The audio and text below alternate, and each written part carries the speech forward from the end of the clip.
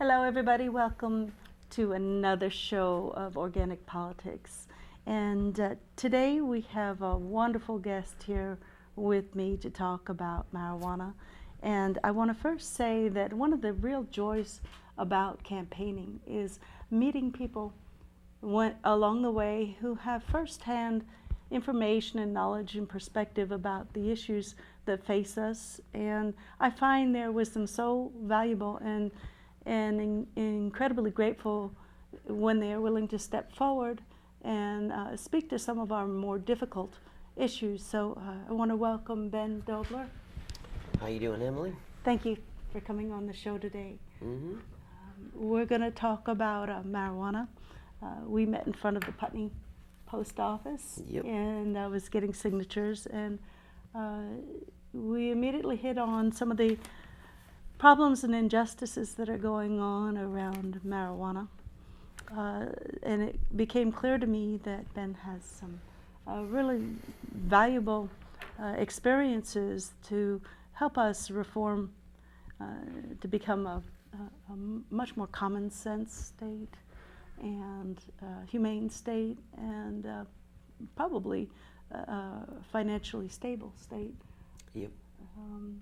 Ben, would you like to begin by telling us what do you use? How do you feel about marijuana? I don't quite know where to begin. Well, I've been for legalization of it since I was in my early 20s. I use it now for I have crushed discs, and I have some bursitis in my elbows and stuff, and I use it for pain, and it works very well. And in fact, before it was legal, I used it for pain and didn't realize that I was using it for pain, that it actually worked for me.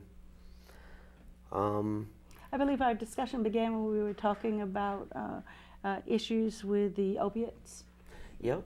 Yep. And I said that I believe that marijuana could be replacements. It's replacing. It's slowly doing that right now. I'm one of the first, people that I know that because I used to use opiates for my back problems, and now I use marijuana. But I see more and more people going to that, and I also see more and more doctors more willing to write, to get people, help them get their cards, so that they aren't using narcotics, because what happens after the narcotics don't work, they end up using street drugs. People, contrary to what people say, from most of my experiences, marijuana is not a starter drug, or what do they call it? Entry drug. No, usually from most people I know, that's as far as it goes, because they use it for a lot of people use it for pain, and a lot of people use it for psychological stuff. Mm-hmm. And I believe it works. I've seen it work in comparison to high doses of psychiatric meds or opiates. So when you were on the meds, Yep. what was the difference between the relief that you had then and now? What meds, if I may ask? I was taking Vicodin, Mm-hmm. and the problem with those is if you have chronic bone pain, that's what I have, and you're on it for long periods of time, it just doesn't work after a while. And marijuana, it does, because you don't build up compared to opiates, you don't build up a tolerance to Mm-hmm. it. Mm-hmm. Did you start smoking it at school age?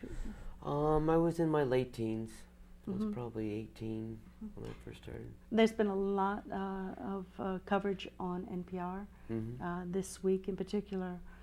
They started the week with coming out with a study that was from Harvard and MIT, Mm-hmm. saying that marijuana will alter the brains Of young people. Yeah. Saying that it affected their reward-based. I think, to be honest, I think any recreational drug shouldn't be used in your development years. It's, Mm-hmm. I mean, when you're growing up. But if you're going to use something in comparison to alcohol or opiates or benzodiazepines, I'd rather see kids smoking some pot, Mm-hmm. What are benzodiazepines? Klonopin, Valium, It's another very abused medication. Mm-hmm. And a lot of people, they take those meds because it's a stress medication. Marijuana works very well for stress and like hypertension. You know, works very well for that. Well, they've been interviewing kids from Colorado Yep. who are smoking a lot, or what they're calling addicted to pot. And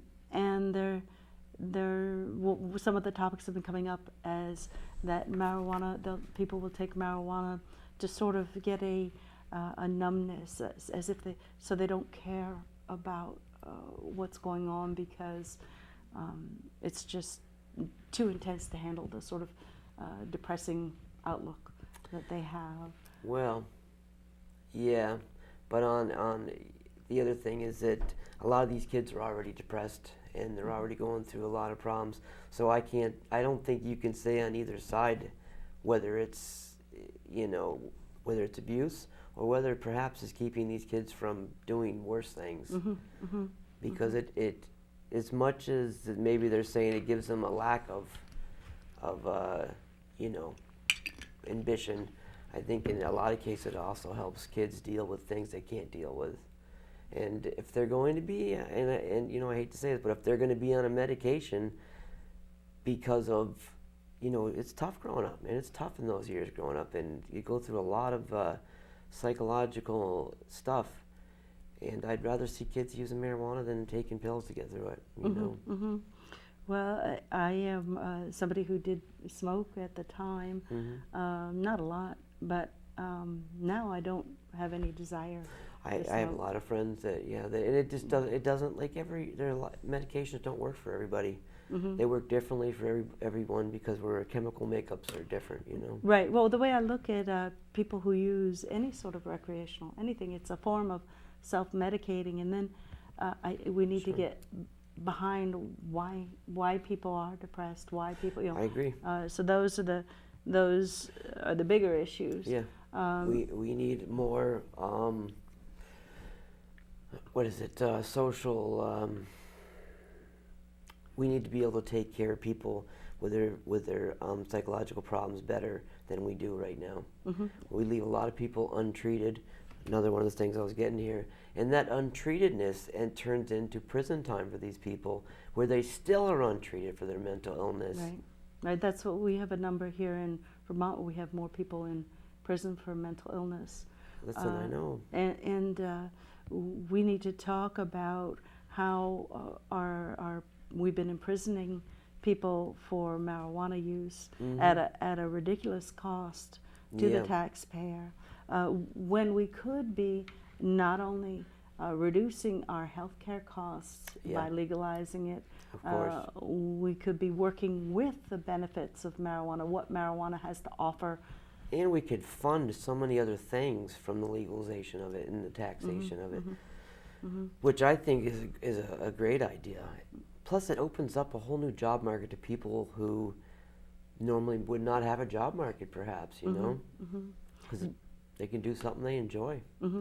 How would we handle it being more accessible to people in high school? I think it's already accessible. Anybody who wants it gets it. It is. I mean, because it's a very relaxed drug. It's not. There's not a lot of. I always say this to people too. Like, occasionally I've had some friends ask me for hard drugs, and I'm like, listen, and we're smoking some pot. I'm like, just stay with your pot, because, and they do usually, but. Have people been lacing pot with heroin on the street? God, no. No? Not that I've ever heard I of. hope that's a falsehood. I heard that. People, well, you know why that person said that? They probably flunked a urine test, and they wanted to say that that's a common thing right there, that perhaps they're in a treatment program or something, and they'll flunk, and then I've seen this, they'll say that, oh, my pot was laced with cocaine or whatever, So what do you think about how we've been punishing marijuana use? Well, I think for such a low-level crime, they've given out a lot of time for it, I've seen a lot of people go to jail for misdemeanor marijuana crimes and do just as much time as people who really did crimes, you know, who did burglaries or violent crimes. And it doesn't make any sense. Plus the sheer amount of people in jail for misdemeanor marijuana and other misdemeanor drug possessions or drug use makes no sense to house these people in prison for months or years at a time. I know the Springfield prison, I read the papers about 8 years ago, it's $40-something thousand a year to house someone in there. It'd be a heck of a lot easier to keep them out and do better treatment programs for them than to lock them away and let them out completely untreated, whether they have psychological or drug issue problems. Years ago they took away this, they used to give you good time if you did well in prison. They took that away, and that took away a lot of people's ambitions to be good, to get out, you know. They did take that away? Yeah, they took good time away, which makes no sense. Yeah, I think we're going to legalize it this coming year. I think there's enough legislators and enough public opinion, enough push to do it. And then we're going to have to handle the fact that we've been unfairly penalizing people. Yeah. What do you do when it's legal, when you got guys in prison who are doing serious time for for a crime that's no longer a crime? How much could you be put away for? I've known guys do 10 years or more for marijuana possession. I don't care if you had a truckload of marijuana, it's not worth that huge chunk of your life. It's not worth it to the state? It's not worth it. It's not. It's too much time for the crime is what it is. The punishment doesn't fit the crime.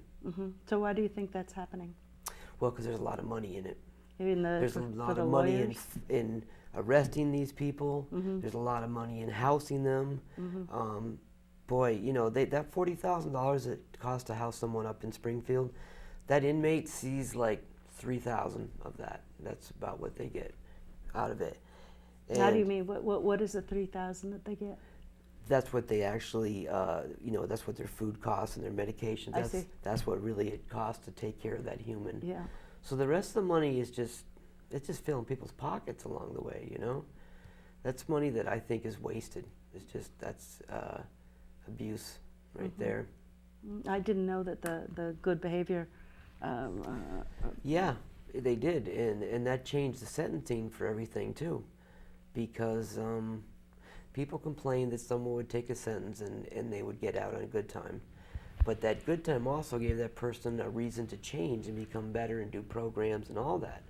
And now, I mean, in some cases, if it's court ordered, they'll do it. But if you're just sentenced a flat sentence, you're going to do that time, which is a shame. So how could we do it better? What could we do better? Well, I think that drug courts aren't too bad, and I don't think that we have them in Vermont that I know of, because that gives you a chance not to go to jail for the crime. It gives you a chance to maybe get help and straighten out. I don't know a lot about them. I just like the idea of there being something in between prison and normalty, you know what I mean? Yeah. A place where you could maybe fix things instead of just become a convict. We have an organization called Law Enforcement Against Prohibition. Yeah. And they have said that the war on drugs failed. And I think it has. I think there's sort of a growing consensus that it has. For a long time. The prison system itself, by and large, is a failure. We have the most amount of people in prison in the world. What's that say for us, you know? Well, if people need to be away because they are unsafe and dangerous, that's one thing. That's one thing, yep. I But understand that completely. Yeah, but it's bad people. Well, there's people who there's some scary people out there. There's scary people. But if we're putting people in jail out of a sort of a way of punitive ideas, or for money, lack of money, or for any other reason, when we could be helping them become more productive if we didn't. This is why I believe in the legalization of stuff, because instead of having this person always fighting, perhaps an illegal drug, they could go on to do things. Like this isn't legalization of marijuana, but I've seen some shows on other countries, people with opiate addictions. In this country, it's very hard to get help. First of all, if you're opiate addicted, and secondly, you end up living kind of a criminal life, because if you're addicted to opiates and you have no way to get them, you have to do something to get them. So a lot of people end up selling the drugs that they're doing. But if they got that drug for free, they wouldn't. First of all, it'd take away the whole criminal element. There would be no sales of drugs, and then that person could have a chance to say, "What do I want to do with my life? You know, I'm not addicted to running down the city every day or doing whatever it took." For the people that are going to use the rest of their life, I think that it makes more sense to put them in a program where they get those medications and they can go on and do something different. How engrossing is it if you are on methadone or something? How much of your life energy, if you were provided with that, will be will be left over? In other words, can you be productive and be on methadone? How much does it take up of your life? If it doesn't take much at all. If you're not going out and illegally gaining these drugs, if you're going through a program, it really gives people a second chance to have their life back. And a lot of times when they get addicted, they don't ever get their life back. You know, they're never able to achieve things they want to do or feel good about themselves inside, because they're constantly, not only they feel bad about themselves for their addiction, but society makes them feel bad about their addiction on top of it. So it makes it harder to admit it. It makes it harder to deal with it and get help for it. But if they got that stuff from the government, they could do stuff. They could go out and have a life, you know. Ben, may I ask you a personal question? Sure. Have you had any experience with prisons? Yes, I went to jail for misdemeanor marijuana, and I did a little over 2 years, almost 2.5 years. And for having pot? Yeah, well, I got caught with a bag of pot, and then I was put on probation. How much pot did you have? I had 3/4 of an ounce, I believe it was. And that's it? Yeah, that's what I had. But what I did, and it's my own fault, was I kept smoking marijuana, and they violated my probation, and so I did over 2 years for that. Even the judge told me that I was never meant to do that much time, because he said that crime only held 30 days at the time. But since I had signed on to the probation program, I ended up doing all that time in jail. Wow. Yeah, that was a lot of wasted time there for very little wrongdoing, you know. What was your experience? Were you down in Kentucky? Where were you? Yeah, I went to Kentucky, I went to Virginia, and then when Vermont didn't pay their money to Virginia, they kicked us out of there and sent us down to Kentucky. I was saying this earlier, the weirdest thing about those privately owned prisons is that they are better prisons than all the other prisons. How so? Are they? They have different rules there. You have way more freedom. It's a way better life down there. It's a way better life. But you're far away from your family? Yeah, but you know what? Most of the time, if you're in jail and you're doing over a couple months, most of your ties kind of get further away. You know, you don't. And a lot of times, like myself, my mom was alive at the time, and I didn't even like her coming to visit me. You know. It reminds you of what's going on outside, and also you see the people you love feeling horrible for you, and you just don't want them to go through that, you know? Even coming into jail to visit is a traumatic experience sometimes, you know? On a whim, they might strip search you, or you know. And you know, if you want to see people, they go through it. So what is it like? What is it like? Is it easy? I mean, you said that the... Oh, yeah. The prisons, everyone, I hear a lot of people say this stuff all the time. Oh yeah, it's like a day camp, go there. Oh, you know, it's not like that. Prison is not like that. Vermont does not have any day camp prisons. They suck. I mean, they're not, you don't have to worry about getting killed really. It's just that your quality of life is horrible. I'm a diabetic, and they made me sick constantly for They made changing you my sick. yeah, they changed my insulins. One time they took my insulin away. They took your insulin Up in away. Newport, I got real sick, and then they gave me back my insulin. So my body went through hell just doing that time. I bet it aged me 10 years. Because when your blood sugars go up and down, it makes your body, wears your kidneys out and your liver, and it wears your body out. And you there's nothing you can do. You can't do anything to be healthier about it, because you're allowed this food and it's all carbs and starches. Proteins are really hard to get, and you don't get the right meds. And the combination of all that, the water there is very poor. It's got weird oil in it and stuff. Wow. Yeah, you see these white balls of oil floating in it. And when you drink it steadily, it makes you sick. It makes your skin get scaly and stuff from showering up there. It's bad. It's unhealthy all the way around. And that whole thing takes a huge toll on people, you know. Mm-hmm. So tell us more. Tell us more about some of the maltreatment that you would complain about, and some. I didn't complain about it, but this is stuff I think people don't realize is going on out there. Is when you go in jail, if you're going through opiate withdrawal, what they like to do with you is lock you away in the medical or psychiatric unit. So you only get out once a day. You don't go outside. You get out into a hallway.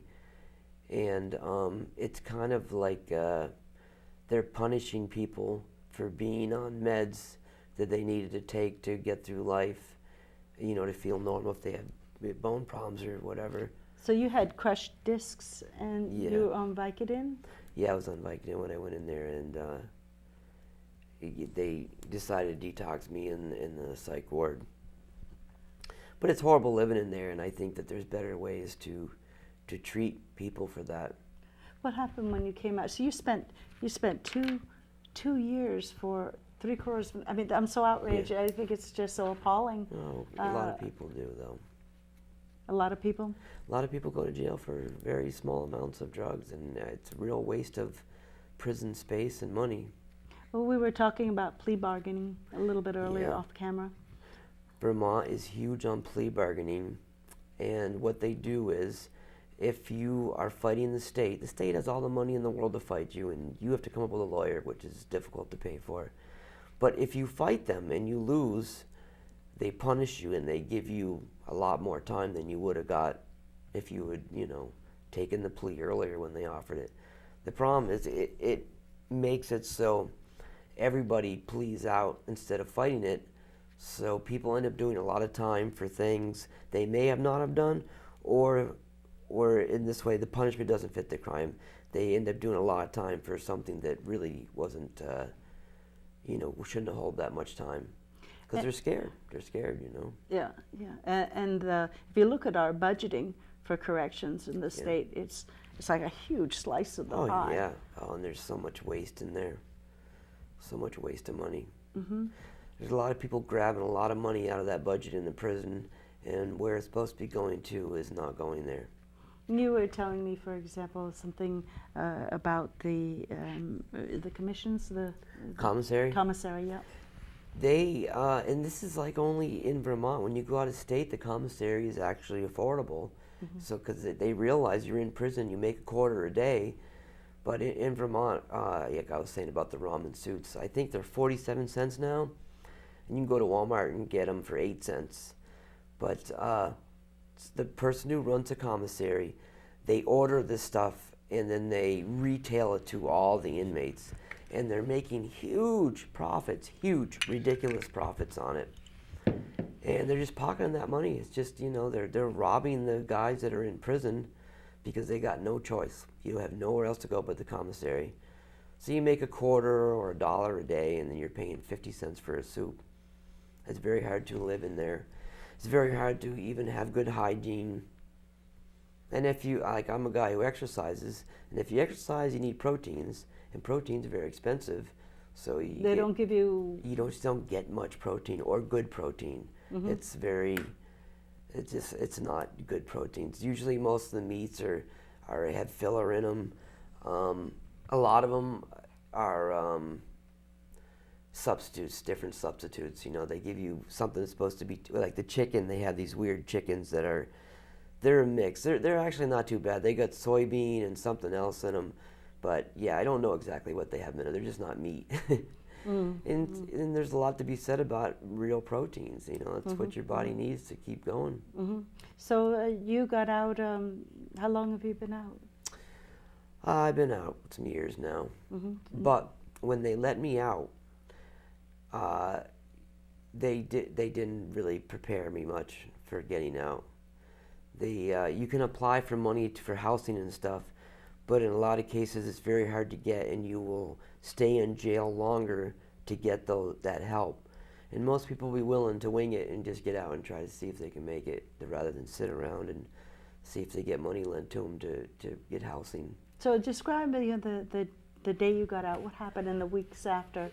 Well, the day I got out, it was late in the fall, October, November, and I ended up living in a tent in the woods, and it was cold, and it took me a while to get a place, like a month or so, and it was rough living. It was rough living for a little while, you know. Yeah, they don't make it, and I'm not saying they should make it easy for people to get back on their feet, but they should perhaps maybe make it easier, make it a way with dignity. You let someone out who has no money, and they end up, like I see this on TV. I saw this guy stole a wheel of cheese, and they brought it up like it was a big theft. This guy stole some cheese. He's starving. He's hungry. He didn't go steal, try to make money. He wasn't trying to, get drug money. He was trying to eat, Yeah. And it's sad when they put a guy on TV who stole cheese and they make him look awful because he stole cheese. When you think about the guy, he stole a wheel of cheese, you know? When we're seeing the financial empire and people are getting absurd amount of I know, I hate that. bonuses for the economic war they've been waging. So and all the banking stuff is just crazy. Now we reward them. They screw us over with all these horrible loans, and then we boost them up with huge bailouts from the government. Why didn't they just bail out the people who had bad loans, so that when they paid their loan, that's how supposedly the rich could make their money? But instead, no, it's supposed to trickle down to the poor. Nothing trickles down to the poor. There's nothing left. So we only have a few more minutes back to marijuana. Today, are you able to safely smoke, or? Yeah. I have my card, and I smoke at home. I probably smoke 4 times a day. And, it even helps with this. I took years and years, I took ibuprofen and Tylenol, and it's messed up my stomach. And in the morning, a couple tokes works better than some Tylenol. And so I've been doing that because Tylenol and Advil will kill you too. Chew your liver and kidney up. So, yeah, it works well. And I'm a registered, I have a little garden there in my house. And I grow just enough so that so I don't ever have to buy any, which is nice. To me, that's turning a negative into a positive. Instead of me having to afford some pot, I have a little extra. Well, what other things do you do for life? Oh, I exercise every day. I do stonework in the summer. I'm a painter. I like doing like decorative stone stuff. I've been doing a lot of different things lately, building stone gardens, and I just started doing these stone fish that I really like. But I don't know, my life is simple. I used to make a lot of money, but I was really stressed out. Now I don't make much money, but I'm not that stressed out. So. Do you have bitterness about what you've been through? Well, I try not to, actually, because there's so much of it that it's just not worth. It's not worth putting my time into. When I waste my energy and put it into hate, it's a wasted of energy. That energy I could have put into anything else positive, but that. So no, I don't really, because I'm guilty of my own things. You know what I mean? But I think that I don't think our human rights issues are up to where they should be. I don't think people know what goes on in prison. I hear a lot of jokes about it. If you took that person laughing and sent them to prison, they'd have a whole nother idea about it. Our prisons are better than a lot of really horrible states, but they're still not good for you. They're still unhealthy, and Mm. they take away big chunks of your life that you never can get back, and you don't know. When I got my possession, I might have done something else instead of having a record for marijuana, but instead, that may have changed my life entirely right there, Mm. These are some of the reasons I am really for the legalization of it. Let me just say the couple things I wrote down here. There's going to be more jobs created by farming, dispensing. There's a lot more new medical uses when they're breaking apart these. Cannabinoids? Yeah, Cannabinoids? thank you, because I have a horrible memory sometimes. And yeah, they're breaking them apart to treat people for epilepsy and other things like that. And I think that's great research. And they're using a medication that is really very non-harmful compared to a lot of things. The side effects of narcotics, opiates, benzos, other ones, compared to side effects of marijuana, there's no comparison. Those other medications, they're physically addicting, they are very hard on your body, and they're expensive. And that's all not to be true for marijuana. It's easily accessible. I can't grow a Vicodin, but I can grow a bud, and I would rather smoke that. I use all organic fertilizers and stuff too, just to because I don't want to be smoking chemicals or anything. Well, as I've said before, I believe we're going to legalize it this year, and I'm really beholden to your courage to come forward and speak about. No, I really believe in it. I really do. The issues of our prison system. It takes a lot of courage to I could reveal talk about that all day, but. Well, maybe we can come. You can come back and. What's the other one I wanted to say? You have something. I can't remember what it was. That's all right. It'll come back to you. Yeah. We'll do another show. All right. And so, thank you everybody for joining us, and we'll do another show with Ben. Ben, I applaud your courage. Yeah. And we have a lot we can do better in Vermont, and let's work together to do it. And I hope to see you on the campaign trail. Thank you. Vermont's a place where we can do this too, Yes, it is. I want to thank Joey, and I want to thank Jake back in the booth, and thank all of you at home for joining us. Take care. Bye-bye now.